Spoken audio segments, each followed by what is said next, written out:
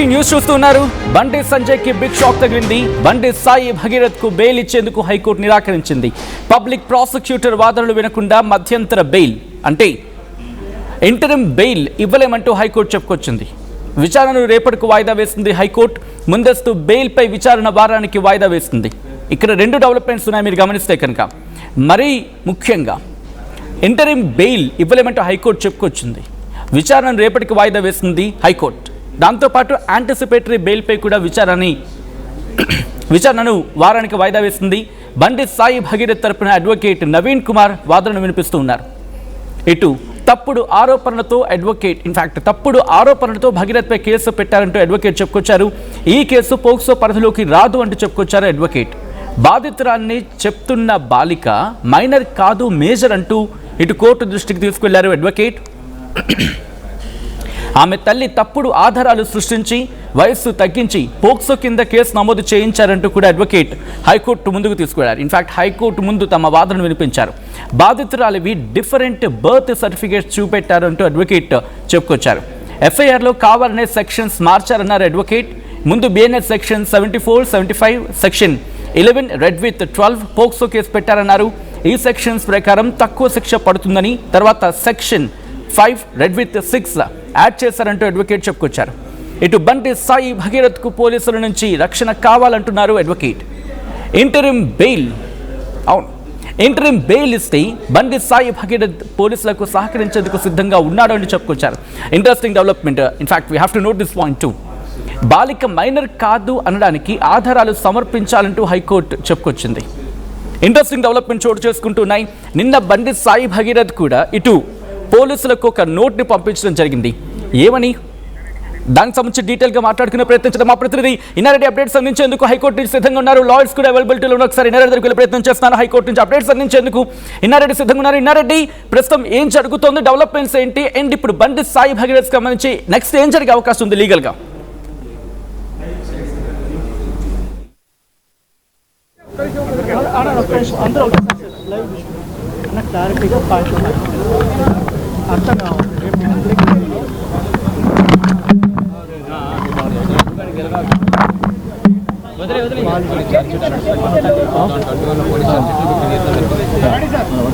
Lawyers బయటకు వచ్చారు, react అవుతున్నారు.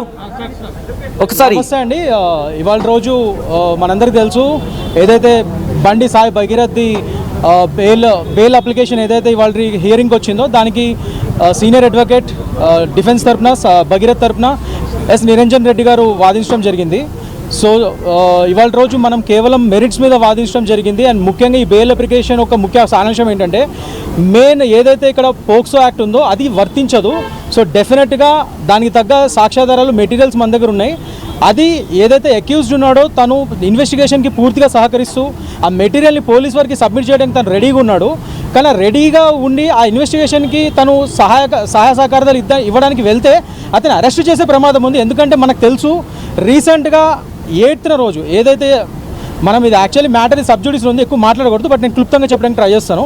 ముఖ్యంగా ఏదైతే 8th మే రోజు ఎఫ్ఐఆర్ అయిందో అక్యూజ్డ్ మీద, దాని తర్వాత నెక్స్ట్ డే మళ్ళీ ఇంకో స్టేట్మెంట్ తీసుకొని ఫస్ట్ ఇనీషియల్గా పోక్సో యాక్ట్ సెక్షన్ 5 and 11 పెట్టలేదు. ఏదైతే అబౌవ్ 7 years ఉందో సెక్షన్ 5 and 11 అవి పెట్టకుండా కేవలం 3 years సంబంధించిన పోక్సో యాక్ట్ సెక్షన్స్ మాత్రమే పెట్టడం జరిగింది. కానీ what ever might be the reasons తర్వాత 9th తర్వాత మళ్ళీ స్టేట్మెంట్ తీసుకుని దాని తర్వాత నెక్స్ట్ 7 ఏళ్ళకి పైగా శిక్ష పడే ఆల్టర్ చేస్తూ ఆ సెక్షన్స్ని మార్చి 7 ఏళ్ళు పైబడే శిక్ష పడే పనిష్మెంట్ అట్రాక్ట్ అయ్యే సెక్షన్స్ పెడతాం జరిగింది. సో దాని మీద ముఖ్యంగా ఇవాళ ఆర్గ్యుమెంట్స్ జరిగాయి, ఎందుకు ఈ ఆల్టరేషన్ జరిగింది ఏంటి అని. సో దాని మీద కూడా టైం కోరుతుంది. At the same time the material facts మా దగ్గర తగిన సాక్ష్యాధారాలు ఉన్నాయి. ముఖ్యంగా అది ఏదైతే ఇది పోక్సో వర్తించదని చెప్పడానికి, అట్ ద సేమ్ టైం అవి ప్రూవ్ చేసుకోవడానికి ఆ మెటీరియల్ అది పోలీస్ వారికి సహకరిస్తూ ఆ మెటీరియల్ సబ్మిట్ చేయడానికి అక్యూజ్డ్ వెళ్ళే ఈ యొక్క ప్రక్రియలో అతను అరెస్ట్ చేసే ఛాన్సెస్ ఉన్నాయి. అప్పుడు ఈ బెయిల్ అప్లికేషన్ మొత్తానికి ఇన్ఫ్రాక్ట్ అయ్యే ఛాన్సెస్ ఉన్నాయి. సో అట్లీస్ట్ ఈ బెయిల్ హియరింగ్ ఫైనల్ హియరింగ్ అయ్యేంత వరకు ఈ ఇంటరిమ్ బెయిల్ మాత్రం మాకు అంగీకరించండి అని చెప్పి ఎస్ నిరంజన్ రెడ్డి గారు చాలా అద్భుతంగా వాదించడం జరిగింది. సో అవతల కంప్లైనెంట్ వైపు కూడా ఒక లర్న్డ్ కౌన్సిల్ వచ్చారు. He ask for some more time, కొద్దిగా టైం అడిగారు ఆయన, ఇంకా కొద్దిగా టైం కావాలి దీనికి కౌంటర్ ఇవ్వడానికి అని. సో అది రేపటికి ఆయన యొక్క ఆర్గ్యుమెంట్స్ వినటం జరుగుతుంది హానరబుల్ కోర్ట్. అండ్ రేపు అట్ ద సేమ్ టైం రేపు కూడా మేము కుదిరితే మళ్ళీ అదనంగా ఎస్ నిరంజన్ రెడ్డి గారు కూడా ఇంకా అదనపు నెక్స్ట్ అడ్వాన్స్ సబ్మిషన్స్ కూడా ఇవ్వడానికి కూడా రెడీగా ఉన్నారు. సో రేపటికి దీని యొక్క ఈ ఐఏ మీద కేవలం ఈ ఇంటరిమ్ యాంటిసిపేటరీ బెయిల్ మీద మాత్రమే రేపటికి ఆర్డర్స్ రిజర్వ్ చేశారు ఆనరబుల్ జడ్జి గారు. ముఖ్యంగా ఇప్పుడు డేట్ ఆఫ్ బర్త్లకు సంబంధించి ఏమన్నా న్యాయస్థానం దృష్టికి తీసుకెళ్లారు, ఎందుకంటే 2-3 డేట్ ఆఫ్ బర్త్లు ఉన్నాయనేటువంటి 100% ఎస్ నేను చెప్పిన మెటీరియల్ ఫ్యాక్ట్స్లో అదొక ఇంపార్టెంట్ భాగం. అది ఆ ఎవిడెన్సెస్ కూడా పొందుపరచడం జరిగింది. వాటి మీదే ఆర్గ్యుమెంట్స్ మెయిన్గా జరిగాయి. బేస్డ్ ఆన్ దాట్ ఓన్లీ మేము క్లియర్గా నిరంజన్ రెడ్డి గారు ముఖ్యంగా చెప్పేది ఏంటంటే ఇక్కడ పోక్సో వర్తించే ఛాన్సెస్ చాలా తక్కువ. అది మేము ఫ్యూచర్లో ట్రయల్కి వెళ్ళినప్పుడు మేము ప్రూవ్ చేస్తాం.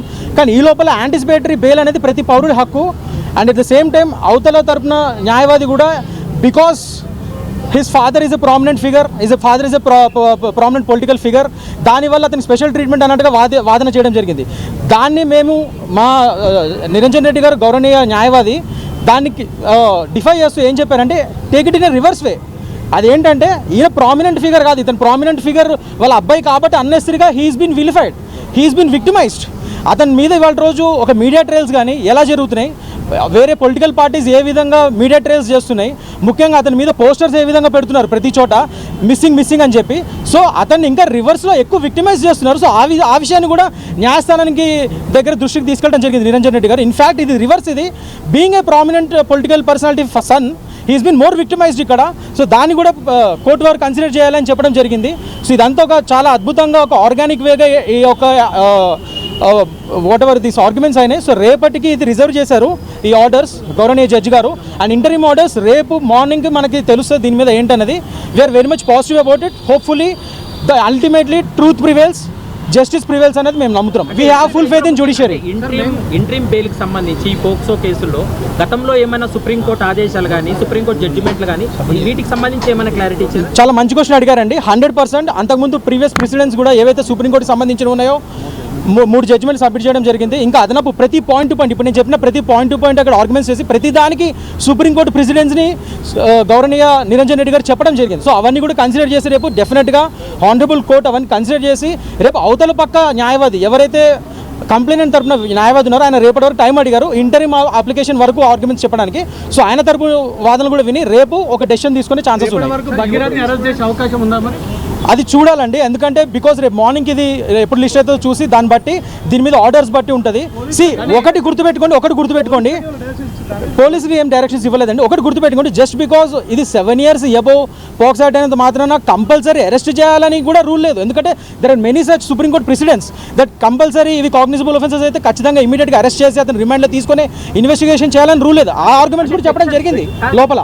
సెక్షన్ ఆర్డర్ అయింది కాబట్టి ఖచ్చితంగా ఈ కేసులో అరెస్ట్ చేసే అధికారం మాకుందనేది పోలీసుల వాదన. ఆ ఆల్టరేషన్ ఎందుకు జరిగింది, దానికి తగ్గట్టుగా మీరు ఎందుకు సడన్గా ఆల్టరేషన్ చేయాల్సి వచ్చింది అన్న వాదనలో మా వైపు వాదన నిరంజన్ రెడ్డి గారు ఇవ్వడం జరిగింది. సో దాని మీద ఇవాళ రోజు గౌరవనీయ జడ్జి గారు అన్ని చూసి అన్ని ఫ్యాక్ట్స్ ఆఫ్ ది కేసు అన్ని చూసి రేపటికి దాన్ని రిజర్వ్ చేశారు. 8వ తారీఖు ఎఫ్ఐఆర్ అయినప్పుడు సెక్షన్లకు మళ్ళీ 9వ తారీఖు ఆల్టర్ చేయడానికి కారణాలు ఏంటనేది వాళ్ళ నుంచి ఏమైనా క్లారిటీ వచ్చిందా? అది లేకనే వాళ్ళు ఇంకా టైం కోరుతున్నారు. వాళ్ళు అట్లీస్ట్ మినిమం 1 week అలా అడిగారు. బట్ గౌరవనీయ జడ్జి గారు ఇది ఇంటరిమ్ అప్లికేషన్ కాబట్టి రేపటికల్లా డెసిషన్ తీసుకోవాలి కాబట్టి రేపటికల్లా ఏమన్నా మీరు కౌంటర్ ఫైల్ చేయండి అని అడిగారు. దానికే వాళ్ళ తరపు న్యాయవాది రేపటి వరకు మేము ఫైల్ చేస్తామన్నారు.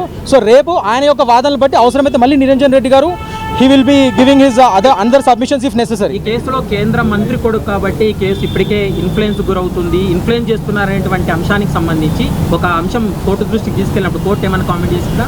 అక్కడ చెప్పింది, అక్కడ కోర్టు వారు అలాంటివి ఎప్పుడు చెప్పారండి. ఆ కోర్టు వారు ఎప్పుడు అలాంటి కామెంట్స్ చేయరు కూడా. అక్కడ అవతల వైపు న్యాయవాది గారు అన్నారన్నమాట. దానికే నిరంజన్ రెడ్డి గారు దీన్ని రివర్స్లో తీసుకోండి, ఇక్కడ అసలు మేము క్లియర్గా చెప్పారు నా వాదనల ముందు, నన్ను అసలు స్పెషల్ పర్సన్గా కన్సిడర్ చేయకండి, అందరితో పాటే నేను కూడా ఒకరిని. అండ్ ముఖ్యంగా ఈ పోక్సో సుప్రీంకోర్టు ప్రెసిడెంట్స్ ఏవైతే చెప్పారో అవన్నీ కూడా ఇదివరకు సాధారణ అక్యూజ్డ్కి వచ్చిన జడ్జిమెంట్స్ మీదనే ఆధారపడి ఉన్నాం. Special persons based case laws మేము సబ్మిట్ చేయట్లేదు. ముఖ్యంగా ఇక్కడ నేను ప్రామినెంట్ వ్యక్తి యొక్క కొడుకును కాబట్టి ఇంకా నన్ను ఎక్కువ విలిఫై చేస్తున్నారు certain political party, certain media sections. ఇంకా నా పోస్టర్లు ప్రతి చోట పెడుతున్నారు, ఎక్కడ భగీరథ్ అని. ఇంకా రివర్స్ నన్ను ఎక్కువ విక్టిమైజ్ చేస్తున్నారు అనేది ఇక్కడ ప్రధాన ఆర్గ్యుమెంట్ అయింది. అక్కడ అది చూడాలండి రేపటి దాన్ని బట్టి, ఎందుకంటే మార్నింగ్ ఇది హియరింగ్ ఉంది. బెయిల్ అప్లికేషన్ అనేది ప్రతి అక్యూజ్డ్ ఈ దేశంలో అతని సర్వసాధారణమైన కాన్స్టిట్యూషనల్ రైట్ అది. సో తప్పకుండా భగీరథ్కి హక్కు ఉంది కాబట్టి అతని వాళ్ళ రోజు ఆ బెయిల్ అప్లికేషన్ వేసుకున్నాడు. సో రేపటి దాని యొక్క నిర్ణయం గౌరవనీయ న్యాయస్థానం తీసుకుంటే దాన్ని బట్టి మనం చూద్దాం. It's all sub జుడిస్.